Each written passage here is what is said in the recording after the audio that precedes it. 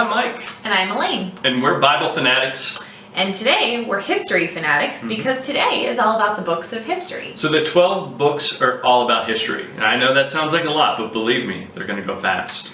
We begin with Joshua, who led the children of Israel into the promised land. His first victory was when God knocked down the walls of the city of Jericho. So for Joshua, we're going to make a motion with our hands as if the walls are tumbling down. So Joshua is followed by judges. The judges were who ruled Israel in the promised land and saved them from their enemies. They included the prophetess Deborah, a brave leader Gideon, the powerful Samson. So let's make a fist and pound it like a gavel to remember the judges. Next comes Ruth, the sweet story about how a woman from Moab who stayed loyal to her mother-in-law Naomi when each of their husbands had died. Ruth did things for her mother-in-law, like gathering wheat for food. So for Ruth, let's pretend we're picking up grain from the ground with one hand. So 1st and 2nd Samuel tell the story of Samuel, the prophet, and the first king of Israel, including Saul, David, and Solomon.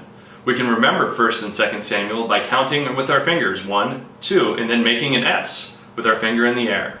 Next comes 1st and 2nd Kings, two books that tell the story of other kings of Israel, some good, some bad, some ugly. Count on your fingers 1 and 2, and then put both hands on your head like you're putting on a crown. That's how we'll remember 1st and 2nd Kings. So 1st and 2nd Chronicles retells the story of the kings of Israel from the beginning. We'll remember that by going 1, 2, and then making a C with our hand to represent Chronicles. Now we come to Ezra. Ezra lived a long time after the kings. God allowed his people to be taken prisoner by the Babylonians as punishment for their sins. When God forgave them, Ezra was one of the people to lead them home. Let's wave goodbye to Babylon and to help us remember Ezra.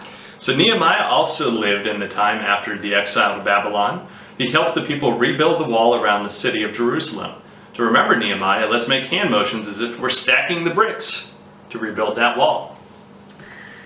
Last but not least is Esther, a queen and an Israelite whose bravery saved her people. Pretend you are placing a crown on your head like Esther would have worn. And that's all the books of history, 12 in all. See, we told you it would go pretty fast.